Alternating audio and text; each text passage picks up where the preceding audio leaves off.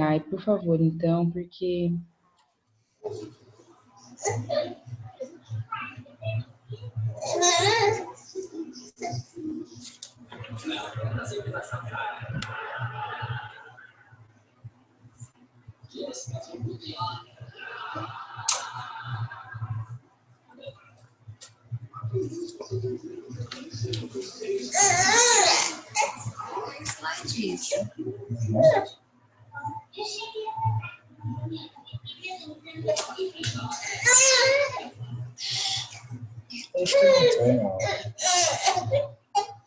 Mas ele não quer que não escuta.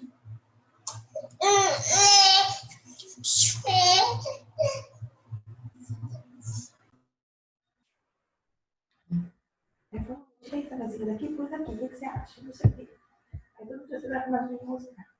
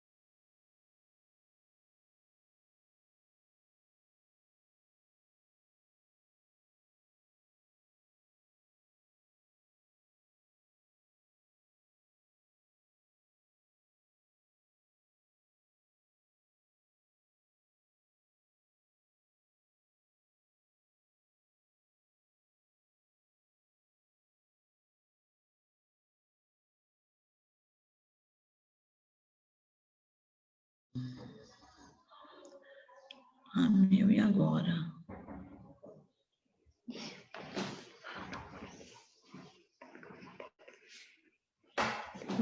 Peraí.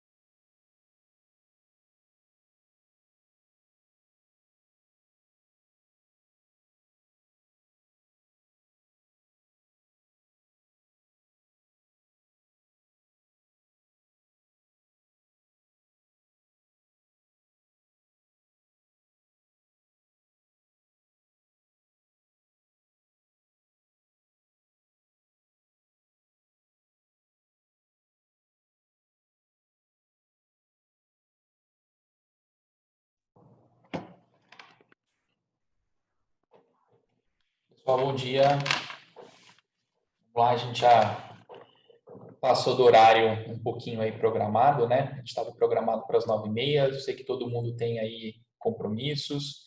Então, em respeito aí ao pessoal que chegou no horário, nós vamos começar, tá bom? Então, bom dia a todos. Todos devem saber já, né, que a gente houve algumas mudanças aí nessa parte de regulação desses leitos COVID na distribuição, tá bom? E nos foi solicitado que a gente fizesse essa orientação, esse treinamento desses novos fluxos, de como vai funcionar essa rede de atendimento, como serão, como vocês que estão na ponta farão aí a regulação dos leitos, a regulação desses pacientes para um leito COVID, esses leitos que são contratualizados aí pelos 19 municípios, tá bom? Pensando em orientar também a forma com quais são as informações necessárias, qual é o perfil do paciente. Eu vou fazer também uma introdução de como é feito esse atendimento primário, como é que a gente classifica esse paciente, qual que é o paciente sob risco, qual é o paciente que tem que manter isolamento, para facilitar também para que a gente saiba o perfil desse paciente que ele deve ser encaminhado, tá? Então, nós vamos começar falando das definições, quais são os pacientes que devem passar ali pelo atendimento mantendo o isolamento. E depois eu vou mostrar para vocês no final, nós vamos fazer uma regulação, simular um procedimento de regulação dentro dos novos protocolos, daquilo que foi pactuado dentro da Câmara Técnica da CIR, né, pelos gestores dos 19 municípios da região de Catanduva, tá bom? Eu vou compartilhar minha tela novamente com vocês.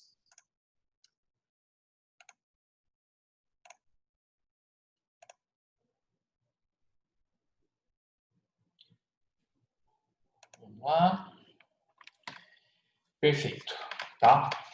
Então, para quem não me conhece, sou Luiz Fernando, sou médico, médico intensivista de formação, estou como coordenador aí do SAMU regional de Catanduva, que hoje é gerido pelo CONSIG, tá? Pelo consórcio de saúde dos 19 municípios da região de Catanduva, tá? Então, para esse assunto não tem nenhum conflito de interesse, tá? Vamos lá, para começar, é muito importante que a gente se atualize. Não sei se vocês têm conhecimento, mas no dia 5 de agosto desse mês, o Ministério da Saúde fez uma atualização do manual, desse guia de vigilância epidemiológica, que ele aborda várias definições que são utilizadas para tratamento desses pacientes COVID, tá? Dos pacientes respiratórios, que esse é o assunto do dia que a gente está lidando agora como regulação, tá? Então é muito importante que a gente conheça essas definições para que a gente possa executar o tratamento adequado e suspeitar de quando esse paciente tem sinais de gravidade, quer dizer, verificar os sinais de gravidade para que esse paciente possa ser encaminhado rapidamente para uma unidade terciária para que receba o tratamento adequado, tá bom? Então está aqui claro para vocês, se vocês precisarem, a gente pode encaminhar para vocês depois esse documento, mas ele facilmente, vocês podem colocar aí na internet, no Google, o Guia de Vigilância Epidemiológica, que vocês vão encontrar essa versão do dia 5 de agosto de 2020, tá? Então é muito importante que a gente comece com as definições operacionais que constam nesse manual. Primariamente, nós temos então a divisão entre quais são os pacientes que têm síndrome gripal e quais são os pacientes que vão apresentar a síndrome respiratória aguda grave. Tá? Por que isso é importante? Porque o perfil desse paciente é o que vai orientar que a gente coloque, que a gente encaminhe esse paciente para uma unidade terciária, quer dizer, qual é o paciente que se enquadra nos critérios para regulação, tá bom? Esse protocolo do dia 5 do Ministério, ele teve algumas alterações que eu vou frisar aqui para vocês, Mas relembrando, síndrome gripal é qualquer indivíduo que chega para atendimento com um quadro respiratório agudo e que apresente 2 desses sintomas que eu vou falar para vocês, tá? Então, primeiramente a febre, mesmo que referida, então tive febre, não foi aferida essa febre, esse paciente ele tem um dos sintomas mais associados a calafrio ou dor de garganta, dor de cabeça, tosse, coriza, e a novidade é que foi considerado os distúrbios olfativos, a anosmia, como os distúrbios gustatórios, tá? Que são muito característicos dos pacientes acometidos pela Covid-19. É muito importante lembrar que algumas classes, né, uma parte da população apresentam sintomas um pouquinho diferentes. Por exemplo, as crianças, além disso que eu disse para vocês, dessa consideração de síndrome gripal, se esse paciente apresentar como obstrução nasal, qualquer outro sintoma respiratório que seja pouco inespecífico, na ausência de qualquer outro diagnóstico, nós temos que pensar que esse paciente ele é suspeito, tá? Para Covid-19, é um paciente que tem síndrome gripal. Idosos também, quer dizer, essa parte da população é uma população, uma parcela, né, frágil. Então, qualquer sinal de rebaixamento do nível de consciência, síncope, confusão mental, sonolência, inapetência, irritabilidade desses pacientes, nós temos que pensar na ausência de outro diagnóstico, tá? E quando eu digo outro diagnóstico, é diagnóstico confirmado, tá? Não é uma hipótese simplesmente. Então, nós precisamos disso. Não há outra coisa a se pensar. Neste momento de pandemia, devemos pensar que esse paciente está acometido está apresentando uma síndrome gripal e ele é suspeito, tá, de estar cortando ali, de estar estar sendo acometido pela Covid-19, tá? E lembrando sempre, gente, a febre é muito claro, quem está na ponta sabe muito bem, às vezes ela não está presente, tá? E às vezes eu posso ter também, no paciente Covid-19, sintomas gastrointestinais como a diarreia, tá? Não fazem parte esses sintomas gastrointestinais da definição de síndrome gripal, mas é muito importante, porque se eu apresentei qualquer um desses sintomas e associado a um sintoma gastrointestinal sem outra causa aparente, esse paciente ele deve ser considerado, tá? Por que isso é importante? Por que eu falo tanto que ele tem que ser considerado?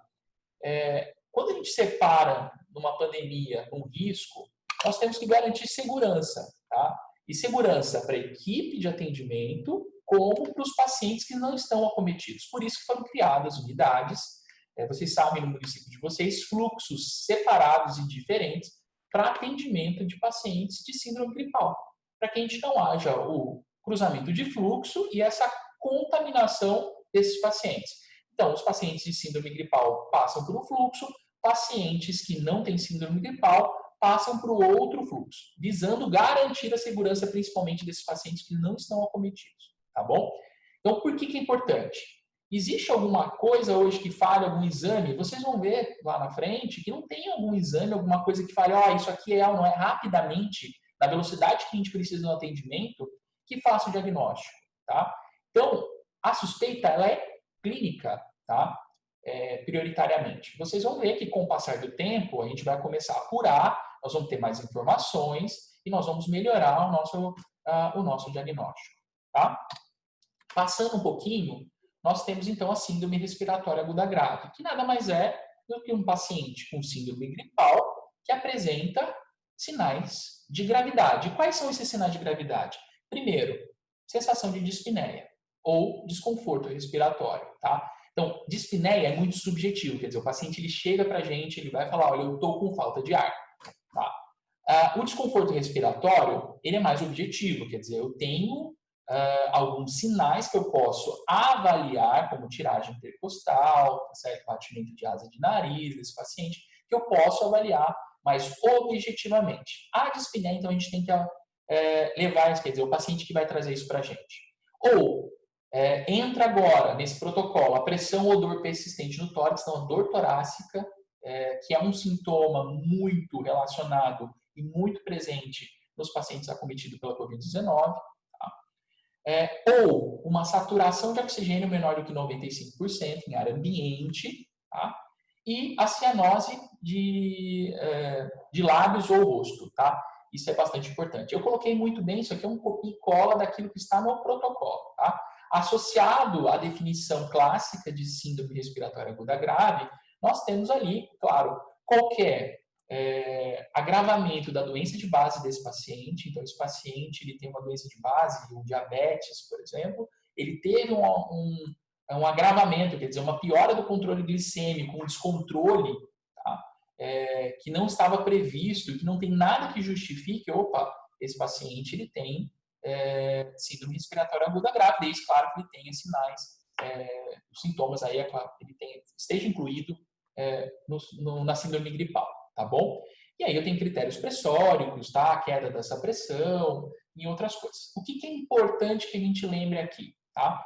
A saturação menor do que 95%, eu tenho que prestar muito bem atenção em alguns tipos de paciente, por exemplo, os idosos, tá? Quando passa a idade do paciente, a gente não espera que esse paciente mantenha uma saturação acima de 95%. Às vezes o paciente ele vive muito bem com 89%, 90%, porque ele tem lá os seus 90 anos. Então, esse paciente ele não se enquadra aqui nessa questão. Na verdade, ele precisa ter uma queda, uma piora daquela saturação que era a saturação de base desse paciente. E a gente tem que lembrar muito bem, porque senão a gente vai incluir muitos pacientes como síndrome respiratória aguda grave, quer dizer, mas ele não teve em nenhum momento sinais de agravamento dessa condição, tá? Então, a gente tem que olhar para aquilo que era o paciente. Às vezes, na urgência e emergência, eu não vou ter essas informações, então nós vamos ter que buscar rapidamente essas informações com a família, tá? Ou buscar ali o que nós temos de prontuário, alguma questão. Às vezes, infelizmente, nós não vamos conseguir, tá bom? Mas é importante que vocês saibam disso. Aqui lembrando também, na parte das crianças, nós temos que olhar ali por outros sinais que são muito mais objetivos. A criança não queixa de dispneia, né? Mas então observar a cianose mesmo de extremidades, a tiragem percostal, sinais de desidratação, inapetência, eu falei do batimento de asa de nariz como um sinal objetivo de desconforto respiratório, tá? Então eu tenho que sempre suspeitar, tá? E por que eu digo para vocês? Numa questão de pandemia, gente, eu sei que é muito difícil para quem está na ponta, mas nós vamos acabar incluindo muitos pacientes dentro desses critérios, tá? Como eu disse, nós não temos nada que é bem específico, que fala assim, nossa, isso é 100% síndrome gripal ou síndrome respiratória aguda grave, tá? Rapidamente, né? Com o passar do tempo muda, porque eu vou tendo exames, eu vou avaliando a evolução desse paciente, eu vou melhorando o meu diagnóstico, eu consigo dizer se esse paciente continua se enquadrando nesse diagnóstico primário ou não, tá bom? Mas o porquê que a gente inclui um grande número de pacientes nesse rol? Porque eu tenho que garantir a segurança dos outros pacientes da equipe de saúde que está fazendo assistência dos pacientes da área limpa, certo? Então, precisamos triar corretamente esses pacientes para garantir a segurança. Já temos um paciente que está em condição insegura, que é o nosso paciente que nós estamos atendendo, tá? Eu não posso me colocar e não devo colocar ninguém mais em risco, certo? Então, por isso que é muito importante essa triagem. Então, a clínica é soberana. Vocês viram que a gente não precisa muito mais do que um oxímetro, do que um aparelho de pressão, tá certo? E avaliação clínica desse paciente para que a gente faça rapidamente a avaliação de síndrome gripal ou avalie os critérios de gravidade desses pacientes, tá bom? Então, fica aqui a primeira dica da aula, a primeira questão, que é avaliem os pacientes, olhem diretamente para os pacientes. O que a gente percebe que a equipe, por ser um paciente, olha, tal, é risco, não sei o quê, a gente olha, só fica olhando para o oxímetro, a gente não coloca a mão no paciente. Então, a gente deve estar paramentado, devemos usar a barreira adequada, tá? E devemos avaliar corretamente esse paciente para que a gente tenha essas informações e a gente erre menos. Por quê? Um erro neste momento pode caracterizar uma piora de prognóstico desse paciente a longo prazo, tá? Então, é muito importante a avaliação clínica adequada desses pacientes. E aqui, esse protocolo traz para a gente alguns critérios, tá? Esse guia, na verdade, né? Ele traz ali quais são as orientações para que a gente diga que esse paciente é ou não é confirmado, tá? Ele tem ou não tem Covid-19, certo? Isso aqui ficou bem claro nessa publicação. Então, a gente pode dizer que esse paciente é confirmado de Covid-19 por um critério clínico, que significa, olha, ele tem síndrome gripal ou uma CIRAG, mas se ele tiver dentro disso anosmia, que é a disfunção olfativa, ou ageusia, que é a disfunção olfativa, né, que é a anosmia, e a ageusia, que é a disfunção gustativa, de forma aguda, que não tem outra causa, não é nada neurológico para esse paciente central, nós temos que falar que esse paciente, independente do exame dele, ele é um paciente que tem Covid-19, tá? E esse guia traz muito claro isso para a gente. E como que eu digo isso? Como é que eu justifico? Através do critério clínico, tá? Que é o primeiro critério. Eu também posso utilizar um critério clínico epidemiológico. É um paciente que tem síndrome gripal, quer dizer, fizemos lá a triagem, ele tem síndrome gripal ou uma CIRAG, e ele teve ali um histórico que ele teve um contato próximo ou domiciliar. O que é um contato domiciliar? Quer dizer, mora na mesma casa, quer dizer, a mesma família. O que é um contato próximo? Ele diz muito claro nesse protocolo que são mais do que 15 minutos, tá, de contato próximo, 1 metro, 1,5 metros, sem usar barreiras de proteção. Quer dizer, não usei máscara e fiquei em contato com o paciente nos últimos 14 dias dos aparecimentos dos sintomas, tá? E esse caso, essa pessoa que eu tive contato, ela ali dentro da minha casa, ou estive esse contato próximo, era confirmada para Covid-19. Então, simplesmente por isso, sem exame, sem necessidade disso, eu já considero que esse paciente é confirmado para Covid-19. Tá? Então, a vigilância deixou muito claro um critério, eu faço a caracterização e fecho a investigação por critério clínico epidemiológico. Tá?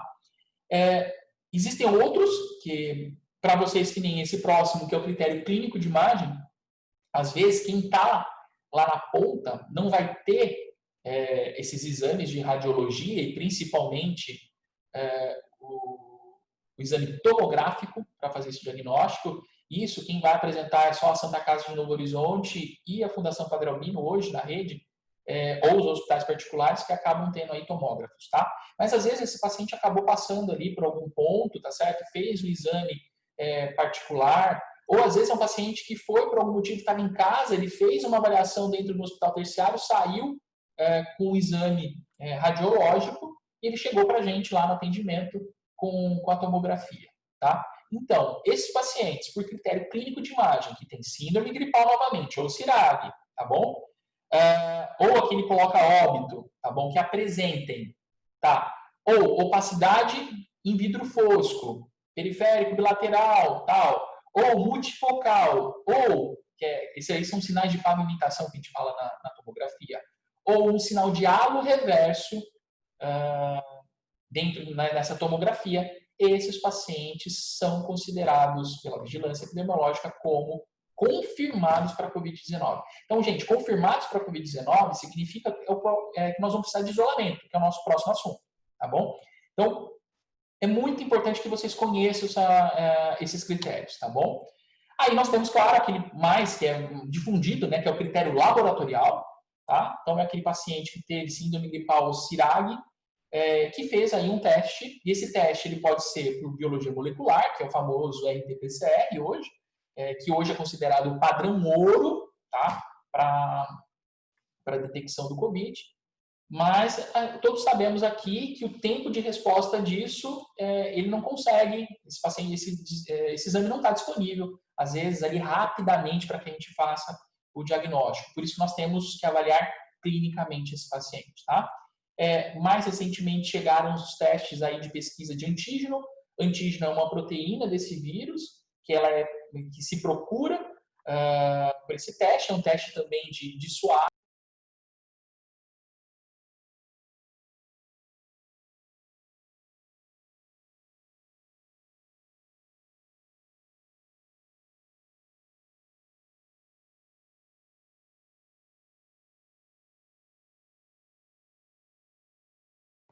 Pessoal? Vocês estão me ouvindo agora? Voltei. Eu caí aqui, vocês me desculpem, caiu minha conexão, tá? Vocês me escutam, gente?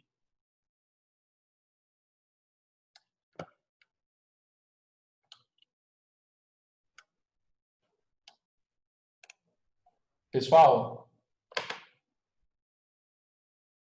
Então vamos lá, tem um sim aqui, tá? Ótimo. Então vamos lá, voltando então, gente. Eu não sei. Vocês conseguiram me escutar na hora que eu falei do critério laboratorial?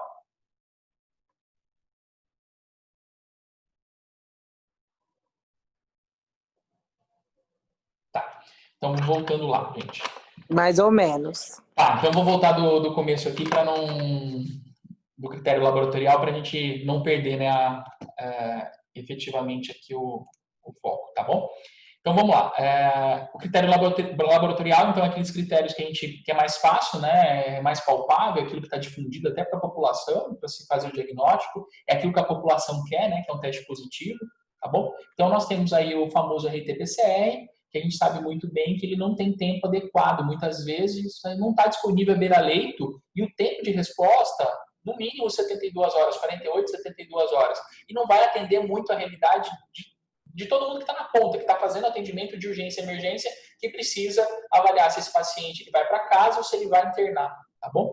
Por isso que eu digo novamente, a clínica é soberana. Mais recentemente estão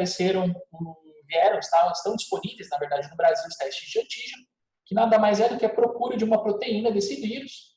É um teste mais rápido, na verdade, ele pode ser feito à beira-leito, é um teste que demora meia hora para detectar esse vírus, tá bom? Parece que é ótimo, né, nesse momento, mas ele tem limitações, porque senão a gente utilizaria muito mais, e como eu disse para vocês, o padrão ouro é o RT-PCR, a biologia molecular, tá? Esse teste, por ser um teste de antígeno, ele é muito específico, mas ele não é sensível adequadamente, tá? Os testes normalmente que estão disponíveis no Brasil, ele tem 99% de sensibilidade e 99% de especificidade e 80% de sensibilidade. O que isso significa, tá? Esse teste, ele só confirma. Então, quando ele vem positivo, quer dizer que é positivo, quer dizer, eu encontrei ali uma proteína do vírus. Como ele não tem a sensibilidade alta, quando ele vem negativo, não quer dizer que esse paciente não tenha Covid-19, tá bom? Por isso que é muito importante. Então, é um teste à beira-leito, que parecia ser muito promissor, mas, infelizmente, os testes disponíveis até hoje, tá certo, não tem esse desempenho, essa eficácia, aquilo que a gente espera adequado desse paciente, quer dizer, aquilo que seria o adequado para um controle rápido da epidemia. Mas eu consigo, com esse teste, falar assim, não, esse cara é positivo, ele já é positivo e ponto final, tá bom? Então, se ele tem síndrome gripal, CIRAG, com antígeno positivo, acabou, gente. Independente do que for, esse paciente, ele é positivo para Covid-19. Ele tem síndrome gripal, CIRAG, antígeno negativo, significa que ele não tem, que está seguro botar esse paciente numa área limpa? Infelizmente, eu digo para vocês que não é seguro, tá bom? A gente tem, e nós vamos falar de como é que a gente segue, qual é a recomendação para que a gente tome as medidas ali, tá? E a gente tem testes imunológicos, que são os famosos testes sorológicos ali, né, que a gente procura as imunoglobulinas. Então, na verdade, são testes mais tardios, e isso é o que a gente percebe hoje, que a gente vem utilizando, como está muito difundido, o Ministério comprou muito, distribuiu esses testes, que foram os primeiros a ficarem disponíveis dentro do Brasil. Então, foi distribuído, e o que a gente percebe é que, às vezes, muitas vezes, acaba se utilizando de uma forma inadequada. Por quê? Para ele ser positivo, eu preciso de, pelo menos, segundo a bula desses testes, 8 dias, tá? Mas, idealmente, para que ele tenha uma sensibilidade e especificidade adequada, vai ser em torno do 12º, 14º dia, tá? Então, não resolve na urgência e emergência. Tanto que vocês vão ver lá para frente que há uma recomendação que a gente não utilize esses testes para tirar ou indicar isolamento de pacientes, tá bom? Claro, existem algumas outras condições que nós vamos buscar, porque a gente faz aqueles links, tá certo? Links epidemiológicos ou clínicos desse paciente, aí a gente pode utilizar esse teste. Não quer dizer que esse teste não sirva para nada, tá? Deixar bem claro, ele serve, ele tem sua função tá certo? Mas é muito específico. Mas, infelizmente, para urgência e emergência, ele não é um teste que tem uma performance adequada, tá? Então, existe aí uma pesquisa tanto de GA, que é mais precoce, IgM, que é um pouquinho depois, tá certo, do GA, e o IgG, tá certo, que é mais tardio, que a gente sempre procura, e a gente diz que, na verdade, esse paciente ele teve contato e tem aí uma imunidade, tá bom? E aí tem uma observação, tá? Considerar o resultado de IgG reagente como critério laboratorial confirmatório somente em indivíduos sem diagnóstico laboratorial anterior para a Covid-19, tá bom? Essa é uma recomendação do Ministério da Saúde, certo? Então, é muito importante que essa condição seja levada em consideração, tá bom? Então, para ilustrar um pouquinho, eu trouxe aqui para vocês um quadro que vocês começam a ver rapidamente, antes do primeiro dia, mas que a gente entre em contato com esse vírus, a gente começa a aumentar a concentração viral, tá certo? Em via aérea, por isso que a gente pesquisa com suave. Então, a gente tem um pico ali em torno do segundo, terceiro dia, principalmente, por isso que nos pacientes de síndrome gripal, a recomendação é que a gente colhe a partir do terceiro dia o exame de RT-PCR, tá? Como o antígeno também, por conta que a gente precisa de vírus, precisa de antígeno para que a gente encontre e tenha esse teste positivo, tá? A partir do segundo dia, a gente já tem aí a possibilidade no acometimento desse paciente de via aérea baixa, criação ali da reação inflamatória sistêmica desse paciente com o desencadeamento de uma pneumonia, tá? Então, vocês podem ver que o paciente, que o título viral ele começa a cair, então, eu mantenho ali uma reação inflamatória pneumônica nesse paciente, e só lá pelo 8º, 9º dia que eu começo a ter ali a titulação, eu começo a avaliar e ter os testes de IgM e IgG positivo, tá bom? Então, sim, é muito importante que a gente entenda e que a gente saiba disso, olhe para esse quadro, para que a gente possa utilizar adequadamente os testes e oferecer a informação adequada também para o paciente, tá? A gente passa por um momento muito difícil, a internet traz muita informação e, às vezes, a gente passa uma segurança para o paciente, não, você não teve nada, e, na verdade, foi coletado simplesmente na janela inadequada, tá certo? O teste utilizado, ele não era sensível específico para aquela condição, e aí a gente está passando informação inadequada e depois a gente pode colocar, claro, outras pessoas em risco, tá bom? Além disso, tá? Continuando a confirmação do COVID, nós temos os pacientes assintomáticos, tá? E aí é uma recomendação clara do Ministério da Saúde neste protocolo, nessa última versão do guia, tá? Indivíduo assintomático com resultado de exame ou de PCR positivo ou de antígeno, eu digo para esse paciente que ele teve COVID-19. E aqui sai aquela questão, o paciente é assintomático, ele fez um teste rápido, o sorológico, ele teve positivo, tá, para COVID, a gente considerava isso antes, foi considerado, nessa última recomendação aqui, essa pessoa, esse indivíduo, ele não entra como confirmado de COVID-19, tá? Não vou entrar aqui nessa discussão, tá bom? Sobre isso, mas isso aqui é o que está no protocolo do Ministério da Saúde, que está nos passando, que a gente deve seguir essas recomendações como para avaliar e notificar os serviços de vigilância, tá bom? Seguindo, gente, então todos esses pacientes que têm síndrome gripal ou CIRAG, eles vão ter que cumprir medidas de isolamento. Como eu disse para vocês, tudo que a gente faz é tentar confirmar para saber qual é o período de isolamento que esse paciente ele vai necessitar. Ou que, de outra forma, eu quero também negativar para tirar esse paciente de uma área respiratória, tá certo? Com segurança, é claro, tá bom? Então, a gente precisa saber quais são as medidas. O que é que nós vamos tomar para cada vertente, para cada condição, tá bom? Então, os pacientes que têm síndrome gripal, que foi confirmado para COVID, aí eu posso utilizar qualquer um daqueles critérios, clínico epidemiológico, imagem, clínico laboratorial, tá bom? Hoje, atualmente, o Ministério recomenda 10 dias de isolamento, tá? Desde que você tenha 24 horas de paciente assintomático, então, sem febre e com melhora, tá certo? Remissão dos sintomas respiratórios. Falar melhora, né? desses sintomas respiratórios. Então, esse paciente, ele precisa de pelo menos 24 horas, tá certo? De melhora a ausência de sintomas.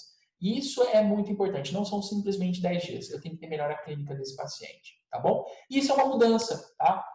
A gente fazia isso até esses dias para trás, 14 dias. E esse último guia da vigilância fala para que a gente reduza. E isso traz um alinhamento das condições, tá certo? Pela primeira vez o Ministério seguiu aquilo que é a OMS e o CDC fala para a gente, entendeu? Que eles já adotam isso numa recomendação de 2 meses atrás. Então o Ministério da Saúde foi um pouquinho mais conservador, mas hoje ele se alinha àquilo que é utilizado em outros países do mundo. Então, pacientes com síndrome gripal, deixo claro, aqui não é CIRAG, tá bom? É síndrome gripal, aquele paciente que ele chega, ele foi atendido, ele vai para casa. São 10 dias, tá bom? Com no mínimo 24 horas de paciente sem sintomas, assintomático, remissão dos sintomas respiratórios. E claro, febre não pode ser em uso de medicamentos, tá? Eu não posso utilizar os antitérmicos e vocês vão ver que isso aqui vai voltar esse critério das 24 horas, sem febre, sem uso de antitérmicos e com remissão de sintomas respiratórios, vai passar por todos esses os quesitos, tá? Todas as orientações para isolamento de todos os fluxos. Agora, o paciente que tem CIRAG, aquele paciente, então, que ele possivelmente ele tem sinais de descompensação, de gravidade de doença.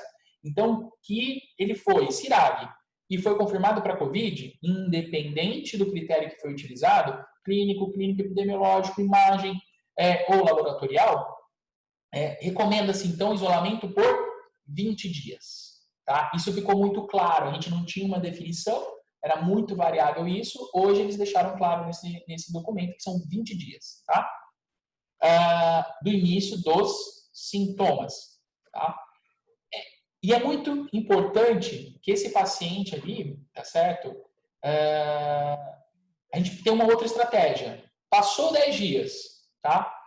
Eu tenho exames disponíveis, eu vou testar esse paciente, tá? Aí nós vamos avaliar, tá certo? Isso não é obrigatório, são 20 dias obrigatório. Mas eu quero reduzir, agora eu tenho que utilizar testes para garantir que esses pacientes não, tá certo? Estão transmitindo mais essa doença, tá? E como é que eu vou provar isso? Através do RT-PCR. Lá no começo a gente sabe muito bem, do 3º ao 8º dia, tá certo? Mas pode ser coletado do 1º ao 8º, dependendo da condição clínica do paciente, tá? Mas eu vou provar que ele está negativo, quer dizer, não tem o vírus em via aérea alta desse paciente, tá? E, claro, novamente, com 24 horas de paciente com remissão de sintomas respiratórios e afebril, sem uso de medicamentos, tá? Então é muito importante. Eu quero reduzir dos 20 dias, eu preciso de um teste, e esse teste é um teste molecular ou um teste de antígeno, tá bom? Para aqueles indivíduos que têm síndrome gripal, mas eu não consegui fechar esse paciente, tá?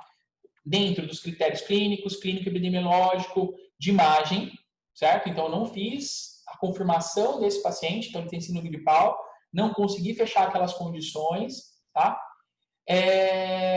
E que tem um RT-PCR, tá? Um teste molecular negativo, ou o teste rápido de antígeno, não é o teste rápido sorológico, tá certo? Esse paciente, nós vamos suspender as medidas de isolamento dele, desde que se passe 24 horas da resolução da febre, sem uso de medicamentos antitérmicos e remissão dos sintomas respiratórios, tá? Então, esse paciente, ele sai do isolamento a partir do momento que, 24 horas após cessar os sintomas, cessar a febre desse paciente, tá? É essa a recomendação.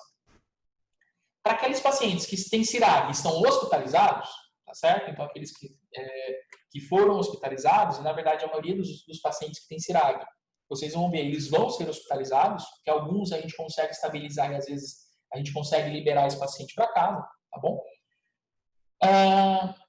Que não foi possível também, nesse caso, tá? Então ele tem CIRAG, ele está hospitalizado, está no hospital, e eu não consegui confirmar ele pelas estratégias que eu coloquei para trás, tá bom? Então o RT-PCR desse paciente veio negativo, tá bom?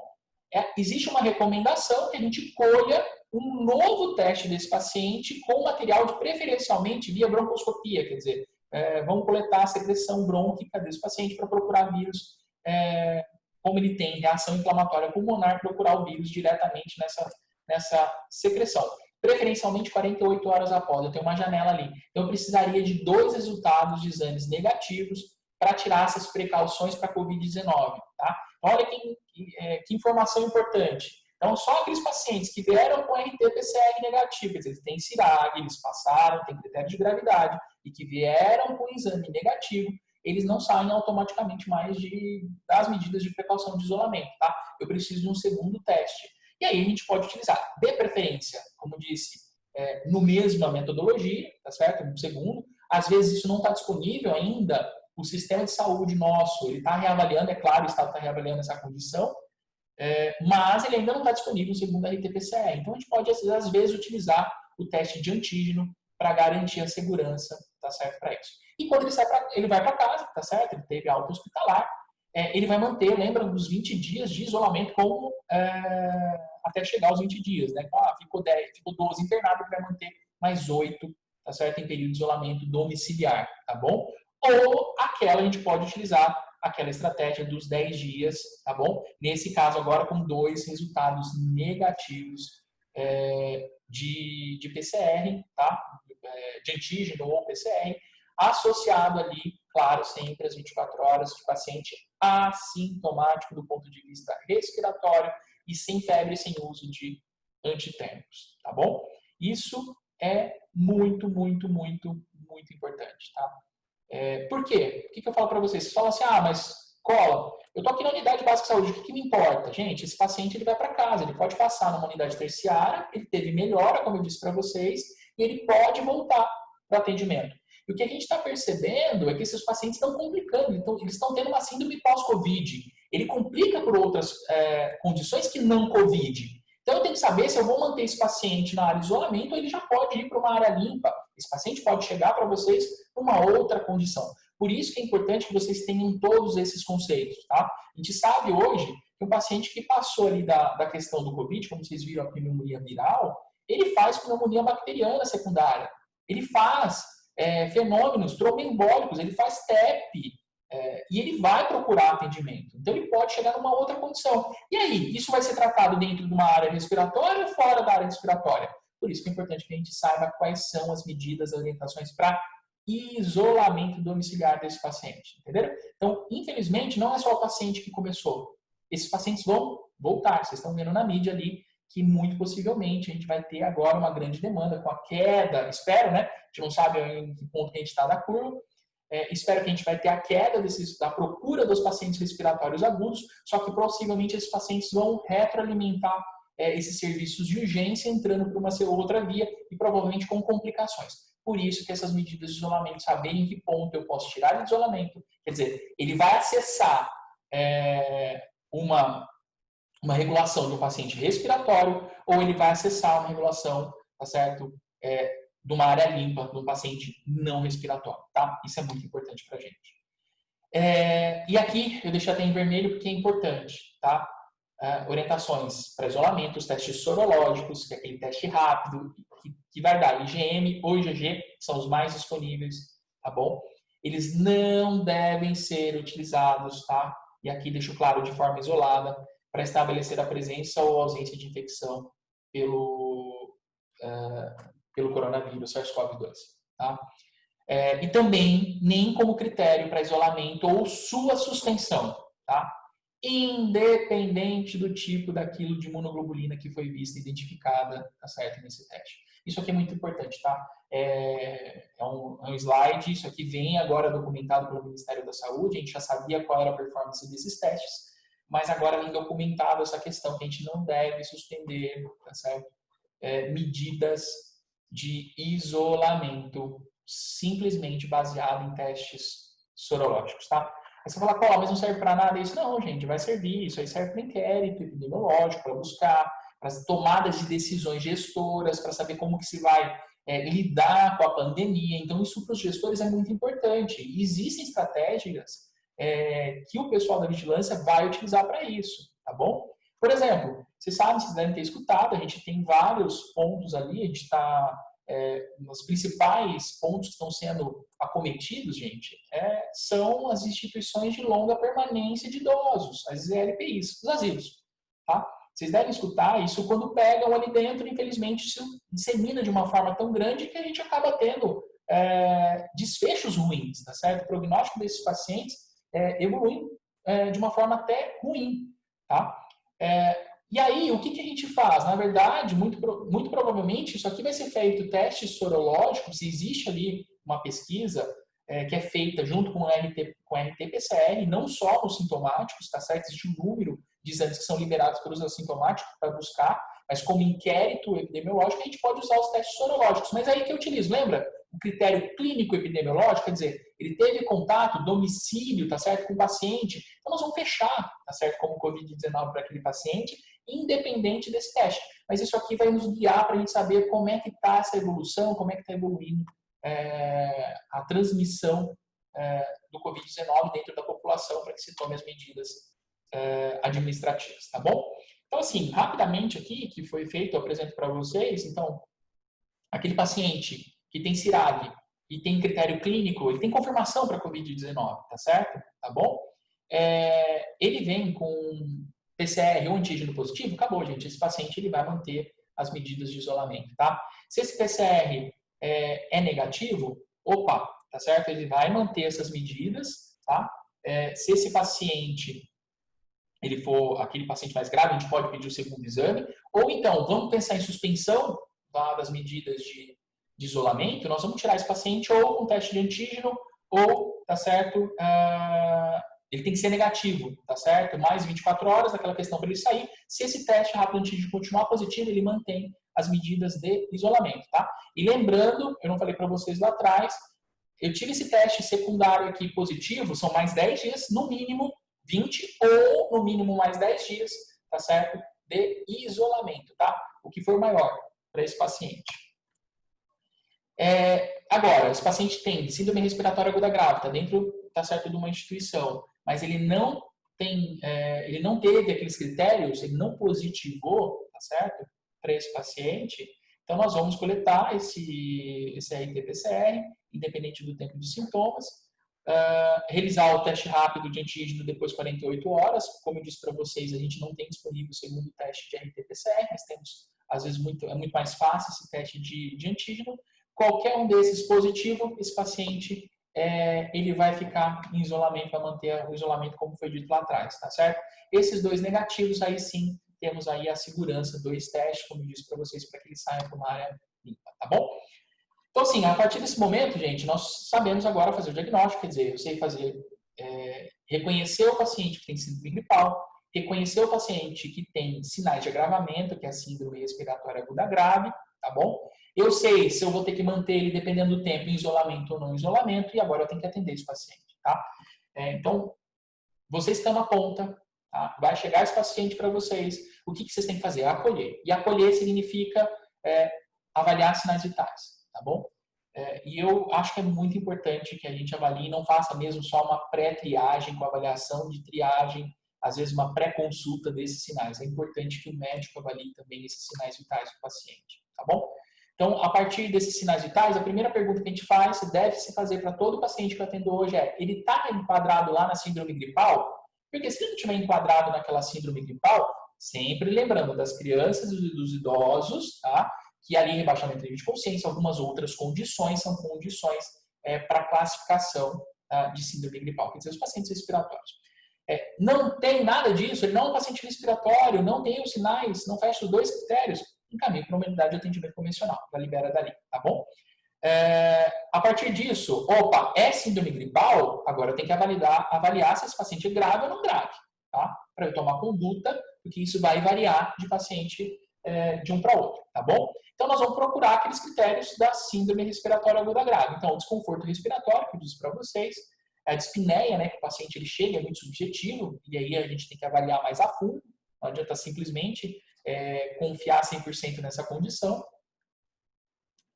É colocado aí uma frequência respiratória mais de 24 para esses pacientes, então, olha, a frequência respiratória está mais de 24, opa, fechou um desses critérios, gente, é gravidade, tá bom? E é muito importante que a gente tem que avaliar a questão da idade do paciente, porque criança, tá certo? Vai ter frequências mais elevadas. Quanto mais nova, mais a frequência elevada desse paciente, tá? A saturação, continuando avaliando menor do que 94, 95% em área ambiente. Novamente, atenção para a idade do paciente. Eu tenho que deixar isso muito claro, tá? Avaliar a questão prévia da saturação desse paciente. Vou avaliar se esse paciente tem cianose, se ele tem algum outro comprometimento, tá certo? E aí eu tenho que olhar as comorbidades. Eu tenho uma disfunção de comorbidade, gente, pelo critério clássico de síndrome respiratória aguda grave.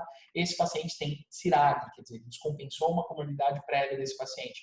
Não, esse paciente está fazendo disfunção orgânica, gente. Opa, tem reação inflamatória acontecendo, eu tenho que olhar diferente desse paciente. Eu tenho que tomar a conduta. Não adianta ficar liberando esse paciente, que quando ele voltar, ele vai voltar numa condição muito pior. E aquilo tudo que eu poderia ter feito com tranquilidade, eu vou ter que fazer às vezes na emergência. E é muito ruim para isso, entendeu? E o que nós estamos fazendo até agora aqui é criando o risco desse paciente, para saber para onde que esse paciente vai ser tratado, tá bom? E aqui é claro que a gente vai olhar para a pressão do paciente, para aqueles sinais vitais que foram feitos. Quer dizer, tem hipotensão, gente. É claro, tem síndrome gripal com hipotensão, isso aí pode ser um choque séptico, pode ter alguma outra condição. Eu vou ter que olhar para isso com mais carinho, eu vou ter que encaminhar esse paciente, tá? Por que eu coloquei isso aqui? Porque qual é o paciente, tá certo, que vai ser encaminhado? Normalmente esse paciente que precisa, que ele tem sinais de descompensação, que ele não pode fazer o tratamento dentro da casa dele. A partir desse momento, eu vou tomar as medidas, gente. Não é só simplesmente, olha, fiz a triagem tal, vou ligar no SAMU, vou ligar no ACROSS, vou pedir a regulação desse paciente. Não, tá? Eu tenho que fazer o quê? Estabilizar esse paciente. Tá? É isso que muda o prognóstico a longo prazo. Tá? Eu sei que esse paciente ele tem que sair rapidamente da unidade, tá? Ele tem que ir para uma unidade com maiores recursos, mas eu tenho que fazer assistência desse paciente. É muito importante. É isso que muda o prognóstico. A gente diz, quem está ali, né, no pré-hospitalar, tá?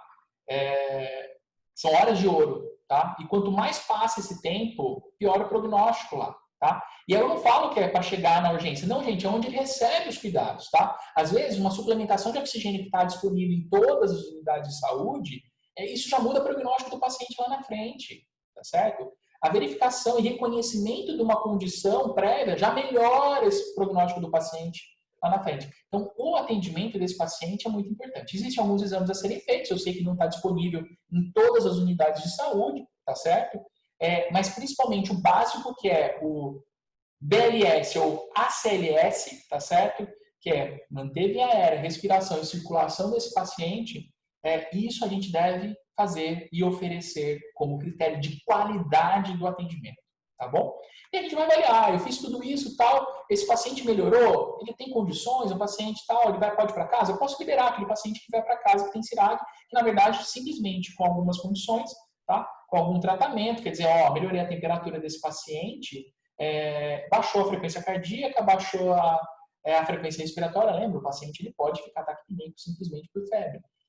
Esse paciente ele tem critérios de melhora, ele pode ir para casa para observação. Claro que é acompanhamento, eu tenho que notificar, isso vai ser acompanhado pela atenção básica ou pelos serviços de atendimento específico de cada município, tá bom? Não, esse paciente não tem condições de melhora, gente, aí eu tenho que manejar. Aí eu tenho que fazer o manejo da oxigenoterapia. E aqui é um ponto nevrálgico da coisa, tá? Por quê? Tá? Nós estamos falando agora de um paciente que tem bastante grave. Eu estou precisando suplementar oxigênio, ele tem sinais de gravidade e eu preciso começar a oferecer tratamento. Porque eu sei que ele vai levar um tempo para chegar na referência, tá certo? Então nós temos um tempo de regulação, depois disso nós temos um tempo de transporte para que ele chegue na referência, para que inicie aí o tratamento, tá bom? Então é responsabilidade de quem está na ponta que faça as medidas de estabilização. Então esse paciente tem insuficiência respiratória franca, gente, intubação orotraqueal, tá bom? Algumas unidades ali vão ter, às vezes, um equipamento de ventilação não invasiva, tá? E o que eu digo para vocês está validado, a ventilação não invasiva, ela tem na literatura, tá certo, embasamento, ela melhora o prognóstico de paciente, só que ela não pode atrasar a intubação. O paciente não melhorou com uma ventilação não invasiva, tá certo? Ele não melhorou critérios, não adianta eu estar com 100% de oxigênio fazendo uma ventilação não invasiva no paciente, que esse paciente ele vai ter pior prognóstico, esse paciente tem que estar entubado, tá bom? Então, o que é muito importante, o que você vai fazer? Não tem sinais de insuficiência respiratória, vamos oferecer oxigênio. Como? Tá certo? Eu posso oferecer por uma catéter nasal de O2, eu posso ter uma máscara de alta concentração com reservatório não inalante, tá certo? Que eu posso oferecer. Não, gente, ó, eu tenho que avaliar. E como que a gente avalia essa resposta? Aqui no slide que eu coloquei para vocês, é um slide da MIB, onde eu tenho gasometria. Mas vocês não vão ter gasometria disponível e rápida nessas unidades, certo? Vocês sabem, muitas unidades transferem para o hospital e isso tem um tempo de resposta. Eu preciso avaliar esse paciente rapidamente. O que indicou a oxigenoterapia? Frequência respiratória, desconforto do paciente, a saturação, não é isso? Então vamos olhar para esses critérios. Esses critérios melhoraram, cheguei na meta simplesmente com catéter, mantenha o paciente em catéter, ele ficou bem, tá certo? Mas ele precisa do suplemento de oxigênio. Ó, não melhorou com catéter, vão passar para máscara. Gente, não melhorou com a máscara, e aqui vocês veem que eu coloco 10 litros por minuto, tá certo? Não vai ser 15, não vão ser 20 litros por minuto na parede, na máscara, que vai melhorar esse paciente. Esse paciente tem que ser entubado, tá? Por que eu digo isso para vocês? Todo esforço respiratório, principalmente no paciente COVID, que é uma doença inflamatória principalmente, tá? Ele aumenta, tá? a inflamação pulmonar. É como se a gente entrasse ali num círculo, tá certo? Peço desculpas, mas assim, é como se estivesse correndo atrás do rabo, tá certo? Desse paciente. E aí esse paciente vai ter pior prognóstico lá na frente. Então, quer dizer, posso tentar de medidas não invasivas, claro, mas eu preciso ter essa resposta rápida desse paciente. Se não, gente, esse paciente tem que ser entubado, mesmo porque é um paciente grave, tá? E ele vai ter que passar por um transporte. E eu preciso garantir a segurança desse paciente. Então, é muito melhor que eu entube esse paciente dentro de uma unidade de saúde do que dentro de uma ambulância. Parece que as ambulâncias de transporte só são adequadas, não estou dizendo isso para vocês, tá? Elas são muito adequadas e são equipadas, mas, muito das vezes, tá certo? Como critério de segurança, pensando em segurança desse paciente, o procedimento deve ser feito dentro de uma unidade de saúde, tá certo? Não sei quem trabalha em SAMU, quem já trabalhou, devem ver a dificuldade que é entubar um paciente dentro de uma ambulância. Tanto que a ambulância tem que parar, ela tem que ser encostada, ela não pode estar em movimento, porque é impossível, tá certo? Vou dizer para vocês, que um médico garanta a segurança do paciente com a ambulância em movimento fazendo o procedimento, tá certo? Qualquer movimento que você faça, você pode criar uma lesão a mais para esse paciente, tá? Então, entendam, tá? Isso é nevrálgico, isso que muda o prognóstico do paciente. Então, precisamos entender que esse paciente ele precisa ser visto e precisa ser tomada essa decisão, tá certo? O paciente lá tem 23 anos, está saturando 89% com uma máscara a 10 litros por minuto, gente, tá certo? Conversa, ele melhorou, mas ele está bem. Não é, esse é o paciente COVID, ele evolui de uma forma inadequada. E é esse paciente que está dentro daquela cascata de inflamação, tá certo? Se isso já está acontecendo, gente, daqui 1 hora vai ser pior, daqui 2 horas vai ser pior, e assim a gente perde o timing de realizar o procedimento. E aí, gente, novamente, pior prognóstico do paciente a longo prazo, tá certo? Como eu disse, é muito importante. A assistência primária, estabilização desse paciente é muito importante lá no desfecho, tá certo? E quem deve ser encaminhado, então, para referência? Todo paciente com CIRAG. Então, o paciente que tem CIRAG, ele deve ser encaminhado para referência. Então, vi que ele tem sinais de descompensação, gente, ele deve ser encaminhado. São esses pacientes que vocês vão acessar, tá certo? Os sistemas de regulação, tá bom? Por que eu falo os sistemas de regulação? Não muda nada no início, todo mundo vai continuar solicitando essa vaga across. Então, vai entrar lá, login e senha, todas as unidades já estão preparadas, vão pedir essa vaga across, tá certo? E esperamos que a Cross rapidamente responda isso, tá? E libere uma vaga, tá certo, na micro-região de Catanduva. Ok, feito isso, gente, o paciente vai ser transportado pelo SAMU, tá? Continua o fluxo igualzinho como era antes, tá? Isso não muda a partir disso. O que a gente fez? Correr atrás, por quê? Se vocês sabem muito bem, nós estamos ali dentro da nossa regional com uma ocupação de leitos bastante elevada, em torno aí de mais de 80%. Isso aí são níveis de alerta, são níveis críticos para a gestão, tá bom? Então foram tomadas algumas providências, certo? Se essa vaga saiu fora da região, da micro-região de Catanduva, tá certo? Vocês têm a opção de acionar a central de regulação do SAMU, tá? Para que se utilizem os leitos que com o CIRC está contratualizando. Esses leitos, neste momento, são simplesmente leitos na Santa Casa de Novo Horizonte. Pode ser que existam outros prestadores que tenham interesse futuro em disponibilizar leitos, mas hoje é a Santa Casa de Novo Horizonte. Então, paciente saiu, a vaga saiu, por exemplo, para o Hospital de Base de São José do Rio Preto, vocês vão solicitar isso à central de vagas do SAMU, e vou mostrar como fazer isso, não é por telefone, não é aquela solicitação que vocês estão acostumados a fazer, tá bom? Isso aí vai ser tratado, então a equipe vai tratar isso junto com o prestador do consigo para avaliar se tem vaga, tá bom? Não tem vaga, vocês vão receber a negativa, vai continuar aguardando a vaga na CROSS. Em algum momento teve a vaga, tá certo? Esse paciente, ele vai sair ou pela via CROSS ou pela via consigo, que tá certo para chegar na referência, tá bom? E aí a gente olha, como eu disse para vocês, lembra que o tempo é muito importante? A gente está preocupado com isso, tá? Muito preocupado com o prognóstico final do paciente. Nós colocamos ali que a CROSS, a gente percebe que ela tem no máximo, ela aceito, não vamos dizer assim que nós estamos aceitando 2 horas, não estou dizendo que é o adequado, tá bom?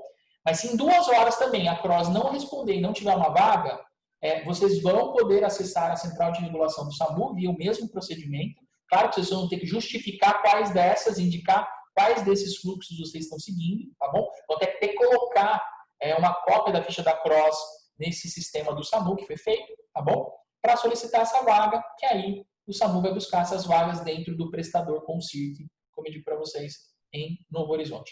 Liberando a vaga, gente, é feito o transporte. Dentro da microrregião de Catanduva, hoje o SAMU vai executar esse procedimento. Fora da microrregião, há um prestador externo que foi contratualizado, que vai prestar esse serviço de atendimento de transporte para esses pacientes. A rede foi toda pensada para tentar aí dar facilidades e comodidades. É muito difícil para um paciente, para uma família, ficar cuidando de um paciente muito longe. Por isso que a gente tomou essas medidas, foi uma solicitação aí do colegiado, tá certo? Dos municípios, também como esse tempo máximo aí de 2 horas para liberação, que a gente sabe, gente, infelizmente, ficar com um paciente grave dentro de uma unidade que tem poucos recursos é muito difícil. Eu sei que todos os gestores municipais estão correndo atrás de comprar equipamentos, tá certo? De se equipar, de melhorar as condições, entendeu?